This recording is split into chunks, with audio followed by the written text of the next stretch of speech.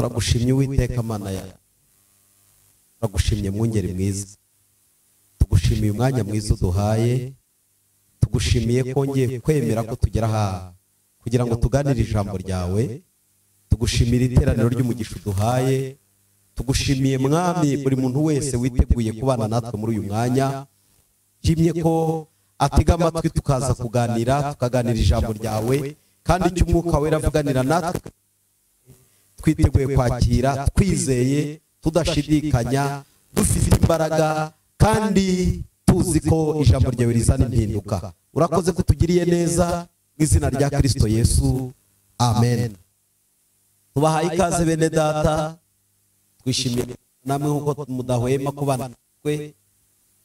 Ni kuri wa munsi wo ku cyumweru hageze ane mu iteraniro, muri kumwe na mwene so Revera Pasiteri Ndorimana Edouard uturuka ku Kimironko, ni mu karere ka Gasabo.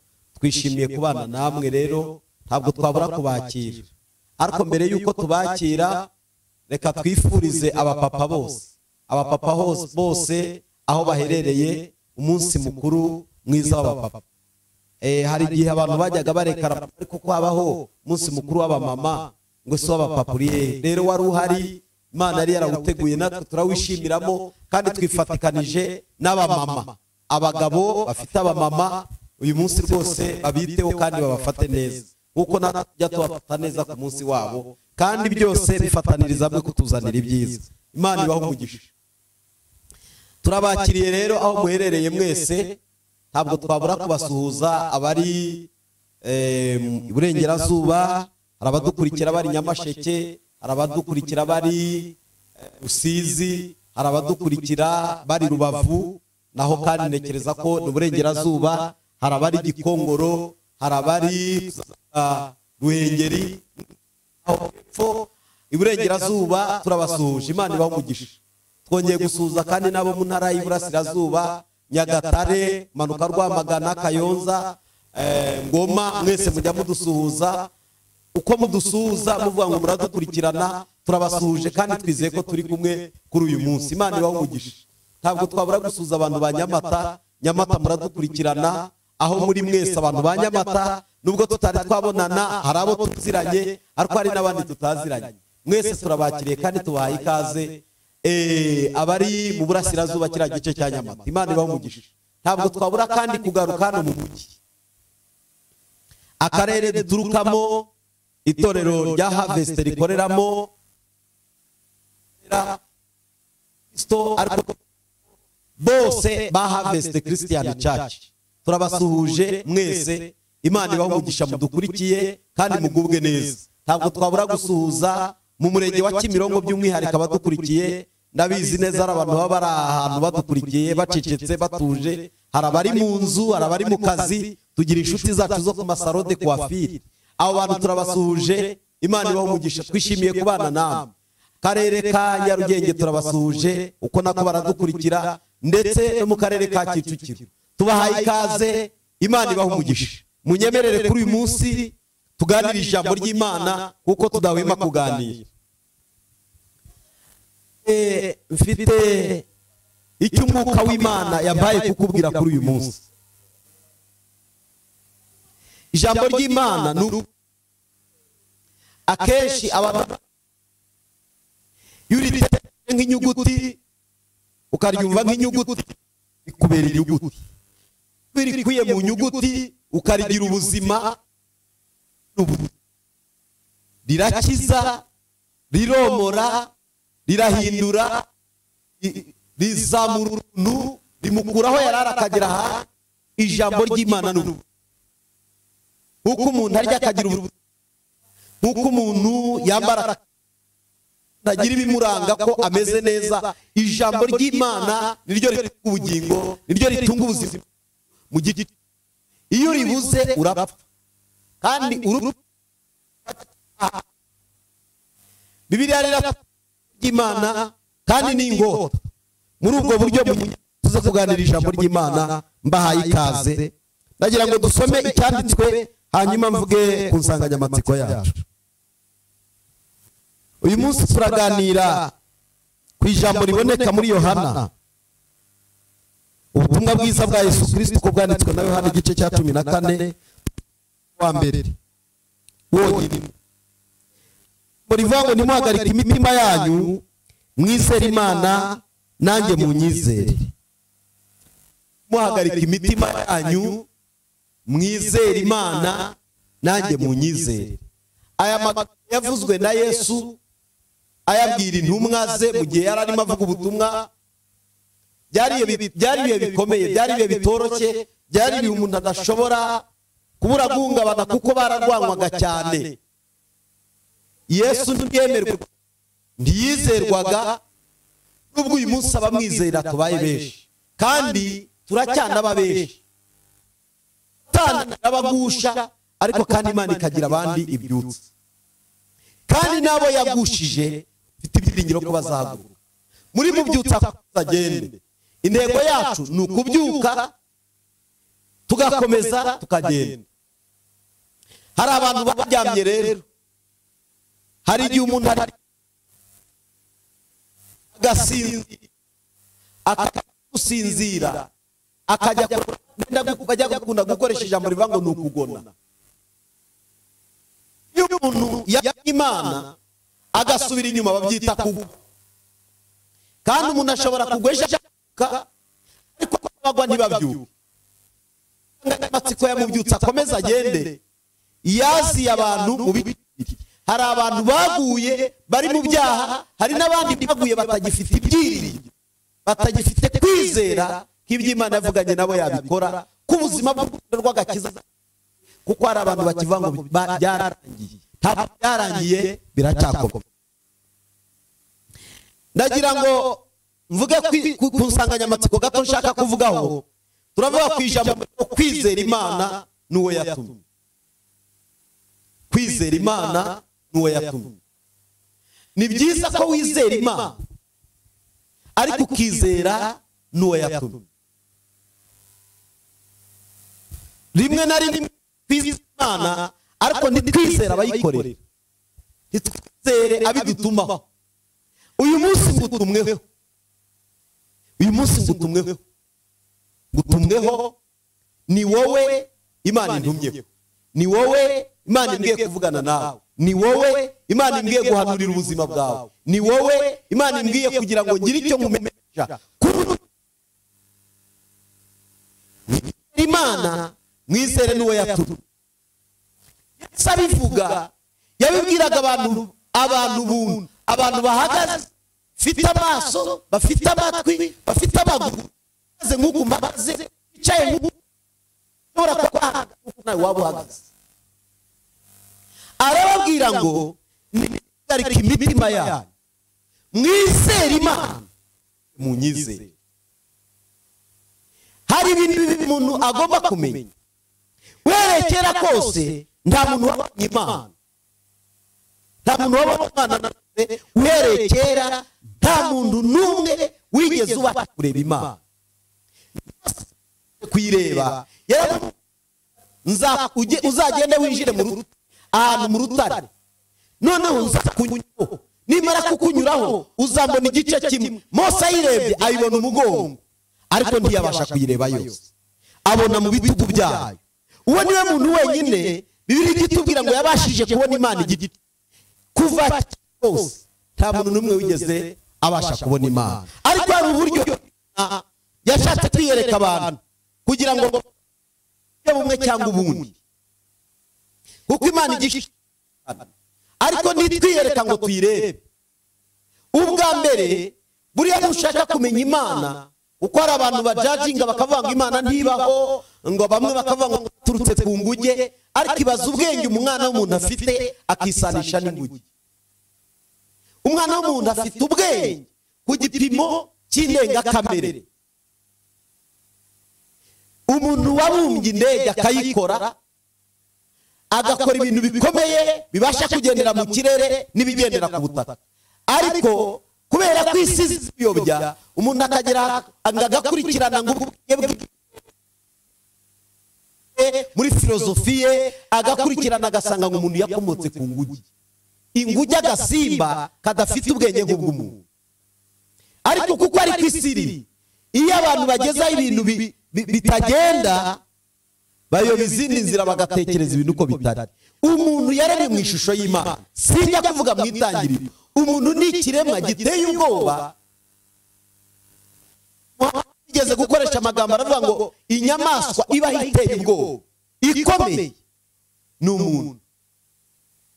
Nubwo yabivuze nabi kuko umuntu si inyamaswa, nubwo yakora ibikorwa bya bunyamaswa ariko umuntu si inyamaswa. Ntabwo umuntu ari inyamaswa, ahubwo umuntu ashobora gukora ibikorwa bitamukwiriye bakabyitirira ibya bunyamaswa, ariko umuntu si inyamaswa. Umuntu rero aremye mu buryo buteye ubwoba, ariko n'ibindi byaba ibiti biteye ku isi, yaba imisozi, yaba inyanja, yaba ibiri mu kirere, byaba biriho, byose byerekana ishusho y'Imana, ko Imana ari nyamaboko, ko Imana iriho yabashije kurema ibyo byose ikabishyira umuntu akabaho abisanga. Kuko umuntu yaremwe nyuma y'ibiriho, umuntu yaje ibintu byose byamaze kurema. Mu by'ukuri umuntu yaremwe nyuma azi ibintu byose biri mu mwanya wabo. Rero Imana yerekanye mu kurema, irarema ibintu, irema umuntu. Imana iriyerekana. Aha kabiri navuga, yiyerekanye mu buryo uri prophetic. Ibi bisoma, ibi Bibiliya dusoma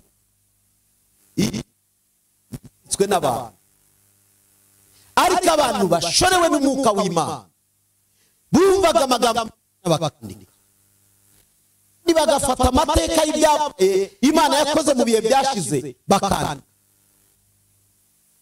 Iyi Bibiliya ni igitabo cyitwa ijambo ry'Imana. Ikintu gikomeye Imana yerekaniye ni ijambo ryayo, kandi mu gice cy'ubuhanuzi. Icya gatatu, yerekana umwana wayo ari we Yesu Kristo nk'impano itanze kugira ngo abantu bose babonera agakiza muri we. Imana yerekanye ni Imana yavuye mu ijuru iramanukiza ku isi, iramanukira irica. Ari Imana 100% yari Imana, kandi 100% yari umuntu. Hari ababivuze neza ngo nuko jambo aramanuka yihindura umuntu abana natwe. Imana yemeye kuba umuntu ibana natwe, nabyo irikana kandi iragaragara.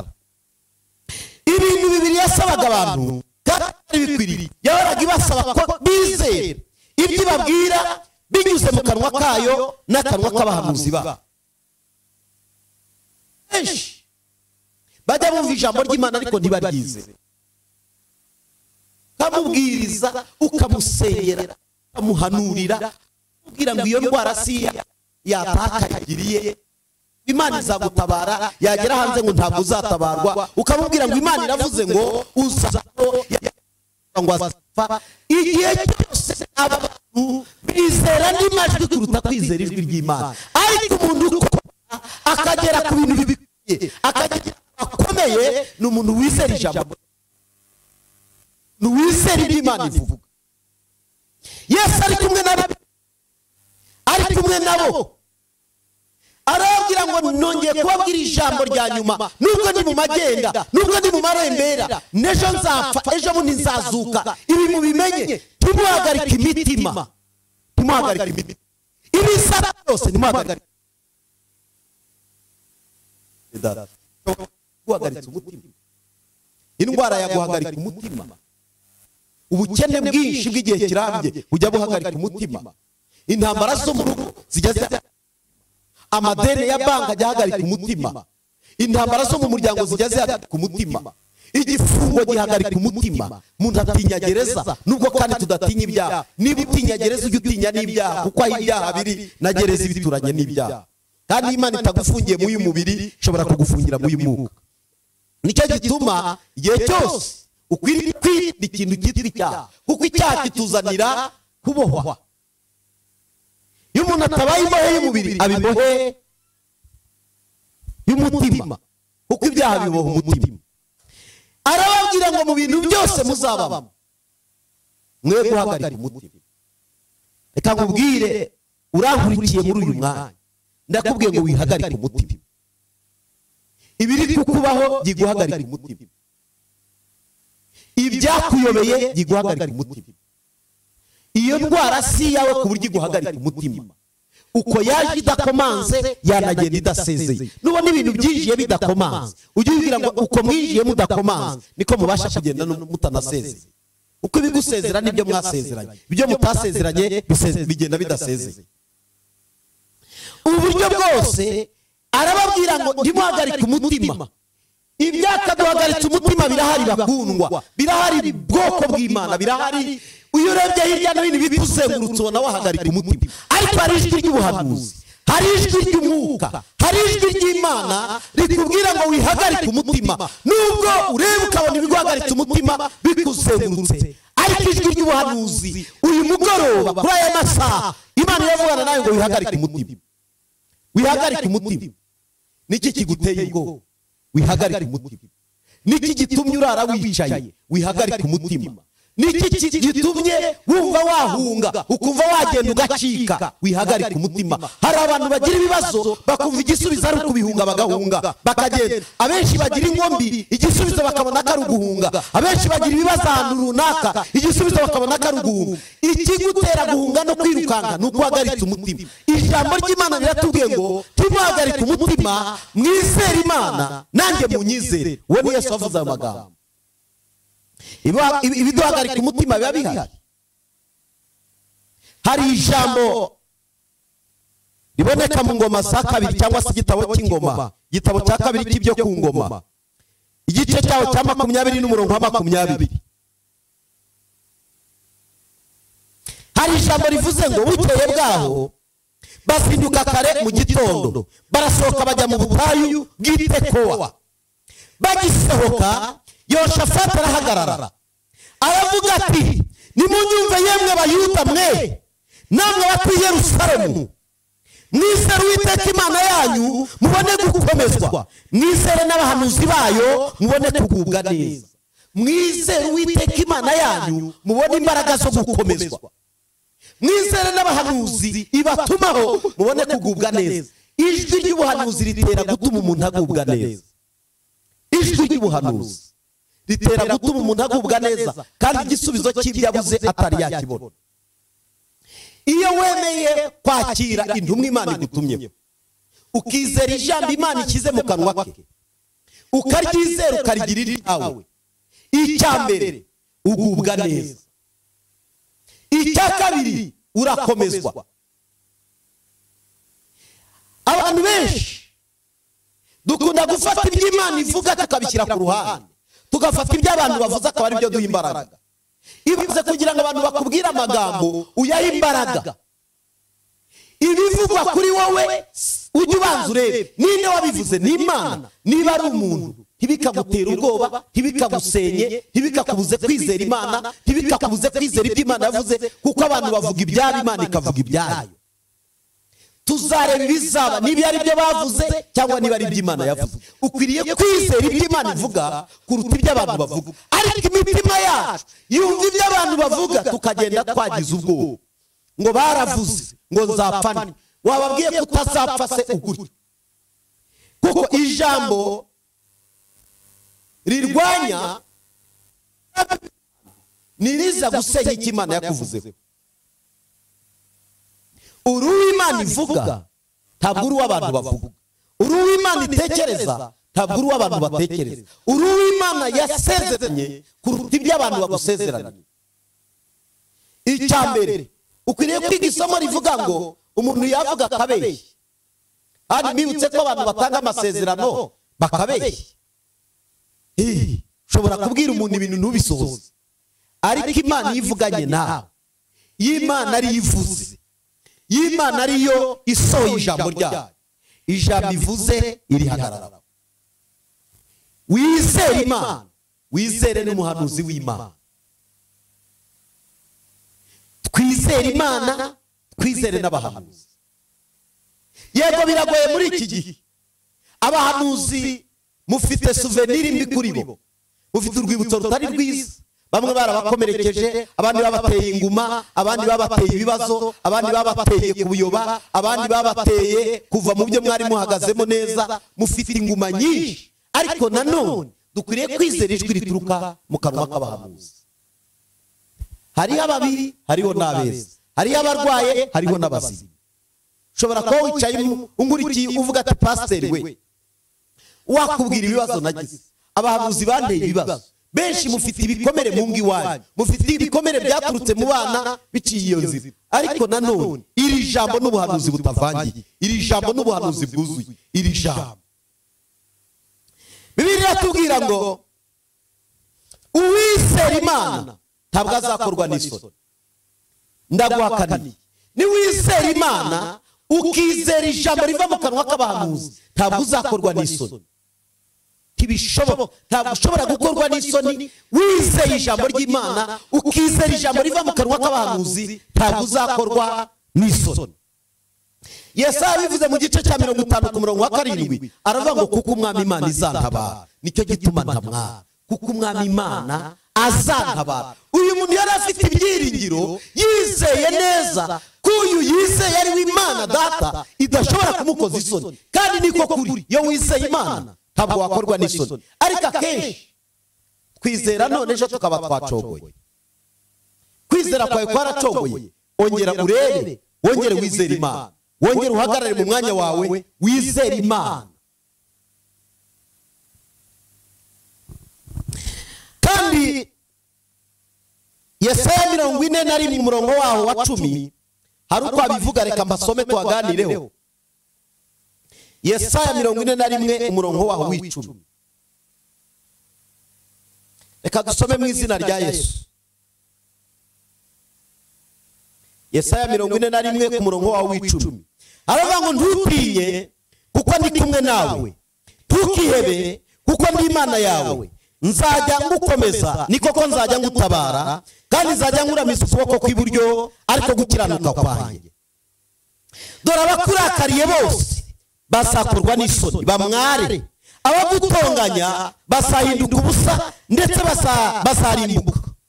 Abakugisha impaka uzabashaka ubabure, kandi abakurwanya bazahinduka ubusa babe nk'ibitariho. Kuko jya Uwiteka Imana yawe nzagufata ukuboko kw'iburyo kubwire ntiwitinya ndagutabaye. Aya magambo Yesaya avuga, yavugaga ku bwoko bwa Isiraheli bwagendanaga ubwoba, bwagendanaga ikimwaro cyandi mahanga yari yarabakomerekeje, yarabateraga akabarwanya. Ariko bageze ku Bashuri, Abashuri babagirira nabi, Abamowabu babakorera ibindi, Abamoni abo namo kagera muri 7 yababaje ubwoko bwa Isiraheli. Ariko Imana iravuga ngo nimuhumure ntimutinye kuko ndi kumwe nawe. Ushobora kuba ufite umubabaro ariko Imana iri kumwe nawe, kandi ikigendereye nuko izagukiza umubabaro, kandi ikigendereye nuko izagutabara, kandi ikigendereye nuko izakugirira neza. Dawidi yavuze ijambo rikomeye aravuga ngo mu mubabaro wanjye nambaje Uwiteka aransubiza kandi ashyira ahantu hagari. Imana izagutabara, Imana izakwiyereka. Kimwe cyo witinya, ijambo mfite uyu munsi wihagarika umutima, witinya. Nubwo ibigutinyishije birahari byinshi, birahari ibigutinyisha. Urahagarara wareba hirya no hino ukavuga ngo ariko bizagenda gute, wareba imbere n'inyuma ukavuga ngo ariko Mana amaherezo yanjye nayahe. Kimwe cyo ni wizera Imana ugakora ibyo gukiranuka, ugahagarara mu mwanya wawe neza, ugategereza Imana ariyo utumiriye yonyine, akaba ariyo uhanga amaso, ntabwo uzakorwa n'isoni. Ntutinye, niko biri tubwira, kuko ndi kumwe nawe, ntukihebe kuko ndi Imana yawe. Kimwe mu bimenyetso by'uko umuntu yatewe ni ukwiheba. Ntabwo umuntu yeba kubw'umwuka wera, kuko umwuka wera aduha gushira amanga, aduha gushiruka ubwoba, aduha gutinyuka, aduha guhagarara duhagaze twenyine. Igituma utinya ibikugerageza, igituma utinya izo ntambara, igituma utinya ni kimwe kikubwira ngo ukeneye izindi mbaraga, ukeneye andi mavuta mu buryo budasanzwe, ugashira amanga. Kuko niko mu Migani gice cya 28 n'umurongo wa 1 habivuga, haravuga ngo umunyabyaha unga ntawe umwirukanye, ariko umukiranutsi w'Imana ashira amanga nk'indari. Iyo uzi ko ntapfa n'Imana jya wihangana ubwire ibigusumbirije ubwire ibikwasamiye ubibwira ngo nubwo mungose nubwo munzengurutse hari Imana namwe ibagose hari Imana namwe ibagose erega ibintu bikugose Imana nayo irabigose nubona ari bikuzengurutse bigusakuriza bivuga ngo nubwo munzengurutse nubwo mwabaye byinshi hari ibigeragezo byisukiranya bigeragezo bikiyongeranya kugeza ubwo umuntu abura imbaraga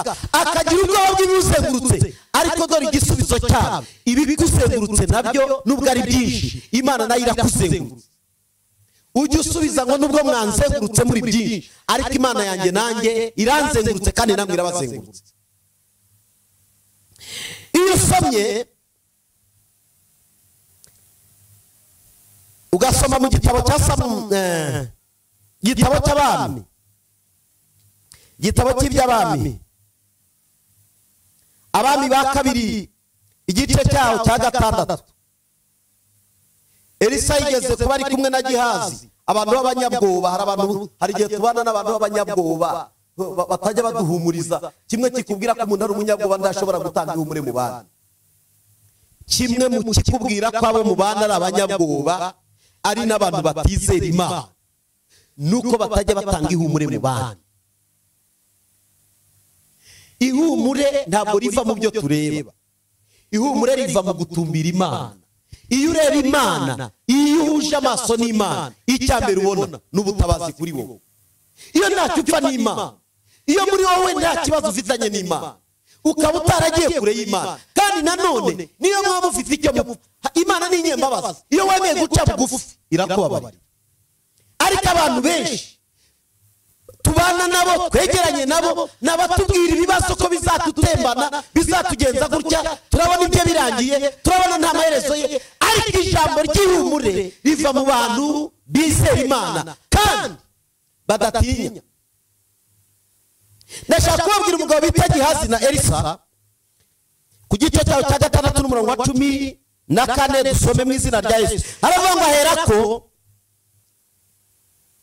aherako hereza amafarashi n'amagare n'ingabo nyinshi, bagenda ijoro ryose bagota uwo mudugudu. Maze umugaragu w'uwo muntu w'Imana azindutse kare mu gitondo arasohoka, abona ingabo n'amafarashi n'amagare bigose uwo mudugudu. Umugaragu abwira shebuja ati, biracitse databuja, turagira gute? Ijambo biracitse ni iry'abatizera Imana. Nta muntu wizera Imana ugendana biracitse, nta biracitse. Iyo wizera Imana ntabwo ugendana biracitse. Kimwe mu bimenyetso bigaragaza ko umuntu yatakaje kwizera muri we, agendana biracitse. Mwabonye uko byagenze, murareba uko bimeze, murareba runaka ibyiwe birarangiye. Reka mbabwire, Imana ibasha no kuzura no mu rupfu. Imana ibasha gukiza uwo murwayi uri kwa muganga. Imana ibasha kugukura muri ibyo bibazo bikugose, kuko ubwinshi bw'ibibazo ko n'amashimwe yawe aza menshi imbere yawe ndetse no ku buzima bwawe. Ubwinshi bw'ibibazo abantu bagira ni shimwe y'ubwunge angana imbere y'Imana yawe.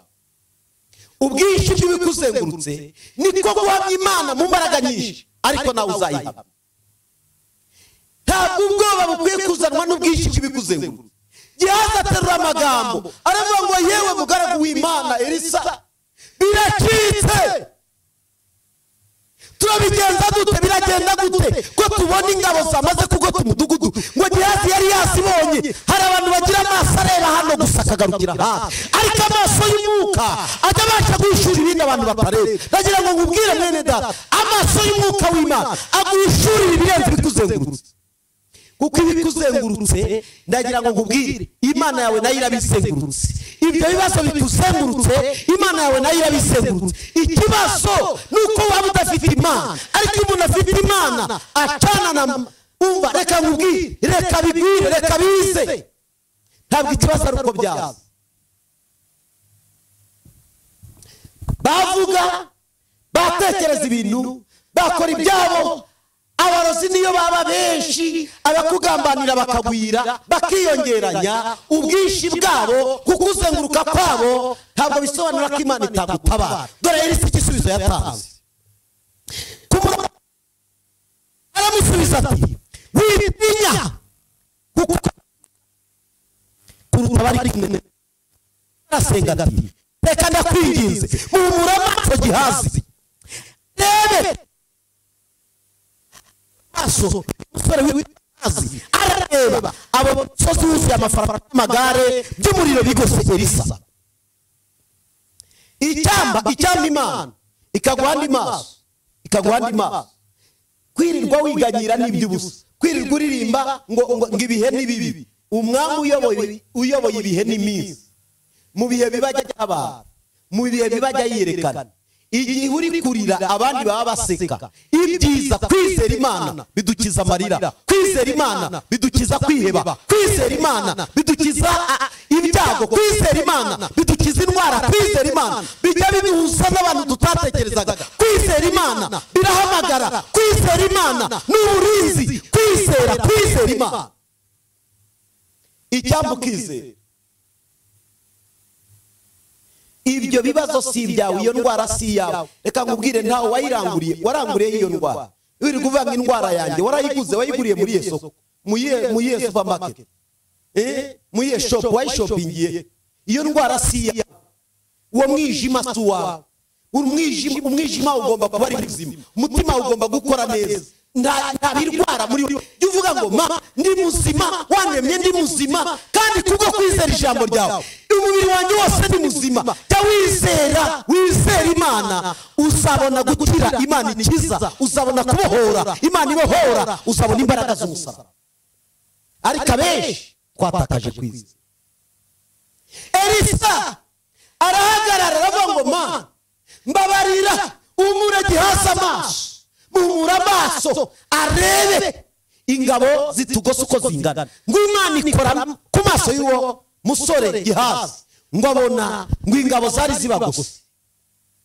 ngo inyuma yazo hari izindi ngabo inyuma yazo hari izindi ngabo inyuma yawe hari ingabo zishinzwe kukurwanirira zoherejwe n'Imana itakwemerera ko urengana hari ikintu Imana itakora iyo wizeye Imana ukiringira Imana akaba ariyo ugira umutazi wawe akaba ariyo wibwira ku manywa na nijoro akaba ariyo ushaka igisubizo akaba ariyo abanyamudugudu akaba ariyo ubwira ibikugoye kuruta abantu muturanye kuko hari abantu bazi kuririmba ibibazo mu bandi ariko batazi kubifatira kandi ngo biheke babijyane mu maso y'Imana dore ibanga rya mbere uzabwira Imana byose nugera mu bantu uvuga uzigama kuko ibyinshi bidukomeretsa ibyinshi bitubabaza bitugiraho ingaruka ni twebwe twafashe ubuzima bwacu tubushyira hanze ntugafate ubuzima bwawe ngo ubushyire ntugafate ubuzima bwawe ngo ubushake igihe cyose utamenye indi byawe igihe cyose uzagera ariko warabigizemo uruhare mbere ya byose tujye tubwira Imana ishimwe cyane ndagira ngo mu kanya ngiye kwinjiramo mu kanya gatoya ndagira ngo tuze kongera tuganire ariko muhamagara ndagira ngo muze kureba izo telefone ziri kuri ekara hariho iyanjye hariho niyo muri studio ndagira ngo mu kanya tuze kijambo mfite uyu munsi wihagarike umutima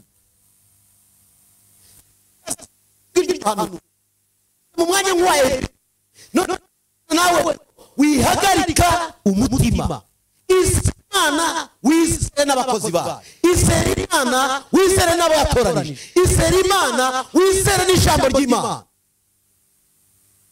izere Imana wihagarike umutima ijambo mfite kukubwira no wihagarike umutima witinya izere gusa urakira izere gusa urabona ubwiza bw'Imana kiki mu bintu nabwiwe Imana igiye gutera ubwoba ibyari biguteye ubwoba Imana ije gutera ubwoba ibyari biguteye ubwoba Imana ije kurwana mu mwanya wakarwanyemo Imana ije kukwiyereka mu mbaraga zayo muri iyi minsi muri uku kwezi muri izi mpera z'iyi minsi Imana ije gutera ubwoba ibyari biguteye ubwoba. Imana ije kurwana n'ibyo warwanaga nabyo. Hari amaboko yawe yarananiwe yaratendebutse, ariko reka Imana ikore. Iyo umuntu yizeye ubutabazi ku Mana aravuga ngo Mana nawe nananirwa, Mana nawe natogora, ariko imbaraga zawe zirahambaye zibasha gukora no kurema no guhindura kandi byananiranye bigashoboka. Imana ishimwe cyane. Ndagira ngo tuze gufata akanya dusengane, ariko mubanze muhamagare. Ndagira ngo hari bibateye ubwoba. Ijambo ni rimwe, wihagarike. Oya, wihagarike ibyo ngibyo satiriye, wihagarike umutima. Fite ijambo rikubwira ngo izere ijambo ry'Imana gusa. Cyozi Imana ije kubitera ubwoba. Reka twitabe telefone ngazingaye tuze kubona gusenga. Yesu ashimwe. Ninde turavugana nandi uherereye he? Twakwakiriye Mutoni, uherereye he? Urahagana uri Bugesera. Urifuza iki?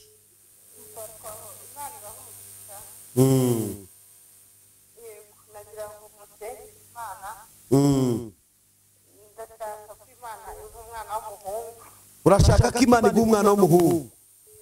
Ufite kwizera muri wowe?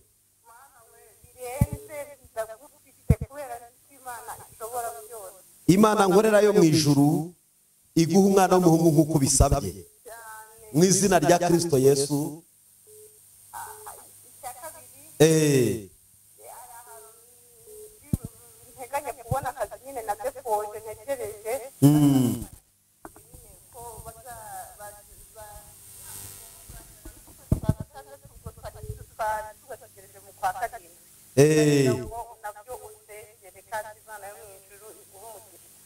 Okay, turagusengera kandi humura rwose Imana iraza guca inzira. Urizeye ijambo mfite kuri uyu munsi? Naje kubabwira ngo ntimuhagarike iki? Ntimuhagarike imitima. Ntimuhagarike imitima, mwizere Imana, mwizere n'abahanuzi bayo.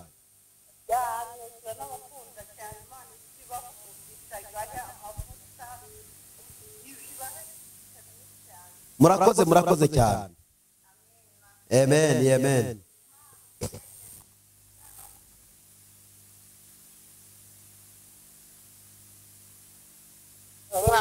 Imana imuguhe mu izina rya Yesu. Ibasha no guhindura igitsina cyari mu nda. Imana nigeze mbona hari umuntu bagiye muri ekogarafi baramubwira ngo ni umwana w'umukobwa, ariko turasenga agiye kubyara umwana w'umuhungu.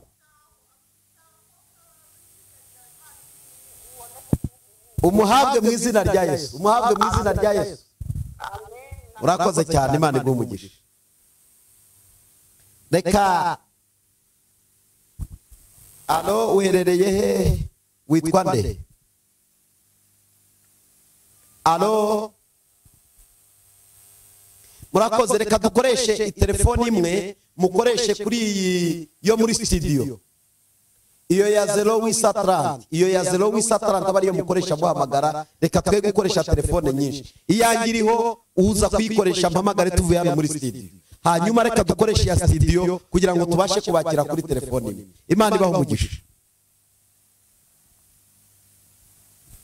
Ya hano muri studio ni 078830. Iyo ifite 078830 niyo ya hano muri studio. Abariyo muhamagaraho. Imana ibagirire neza. Ndagira ngo twinjire mu kanya ko gusenga Imana. Turakwakiriye mwene data, uherereye hehe? Witwa nde? Uherereye he? Witwa nde?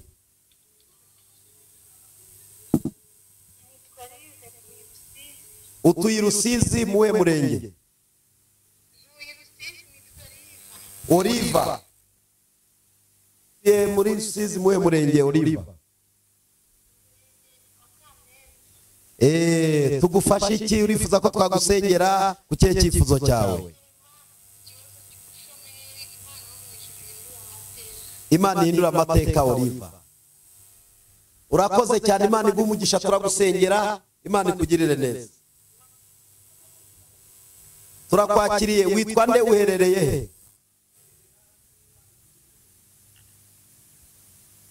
Alo,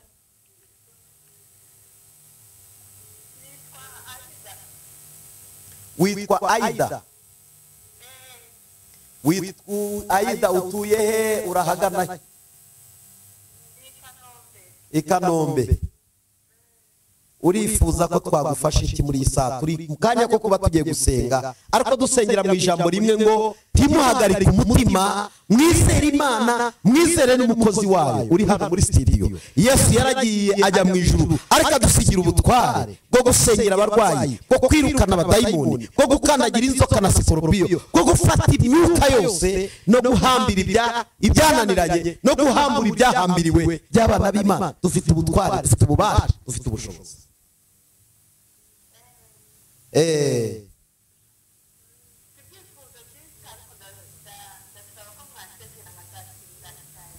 Ukazatsinda icya leta. Turagusengera Imana igumugisha, kandi twizeye, umva urizeye Imana iguhaye kubitsinda, kandi ndabizi neza kuzashima Imana hano kuri televiziyo. Urakoze cyane, Yesu akugirire neza. Tunyaruke kugira ngo dusenge, tunyaruke kugira ngo dusenge. Abandi baraza guhamagara kuri nimero yanjye hanyuma. Alo, mwiriwe neza. Witwa nde, uherereye he? Ego Nirere. Uri kumwe na urashaka ko tugusengera iki?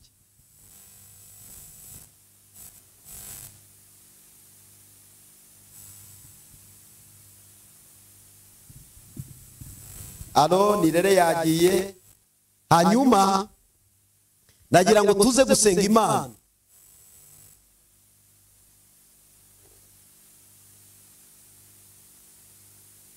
Irwamagana turasengera ikihe cyifuzo Nirere? Mwana wararwaye, wizeye ko yakira? Urabyizeye? Natuye ko aba muzima mu izina rya Yesu. Kandi uwo mwana wari ugiye kujya umuvuza indwara zikabura kwa muganga, bakakubwira ngo umwana ni muzima, ntabwo arwaye, ariko Imana iramukijije mu izina rya Yesu. Kandi ku cyumweru gitaha uzashime ko umwana ari muzima. Amen. Turakwakiriye, turimo tugana ku musozo kugira ngo dusenge. Abandi muraza guhamagara kuri nimero yanjye kugira ngo tuzakomeze tubasengera, ariko kandi amasaha yacu yatujyanye. Ndagira ngo tuze kubana ku musozo dusenga. Witwa nduherereye he? Uherereye he?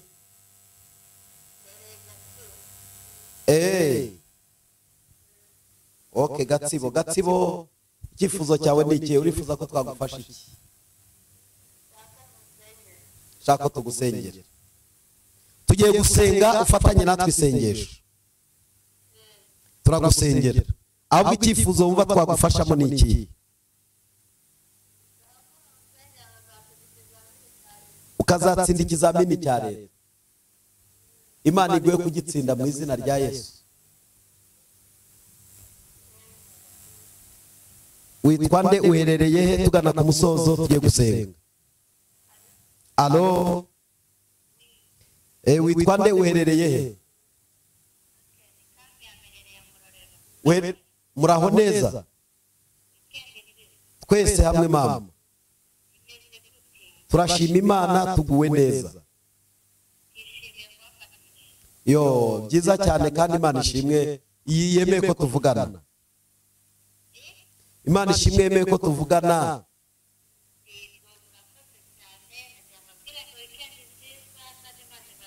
Urakoze cyane kutwifuriza weekend nziza, kandi nawe ugubwe neza. Urakoze, Yesu agumugisha. Bye mama, icyumweru cyiza, kandi Imana ikurinde. Munyemerere ngana ku musozo, nababwiye ngo ntuhagarike umutima. Ubwire ikintu cyose cyari kiguhagaritse umutima, ngo Imana yambwiye ngo ne guhagarika umutima. Nizere Imana, nizere n'umukozi wawe, kuko kimwe cyo Imana igiye kohereza ubutabazi bwihuse kuri wowe.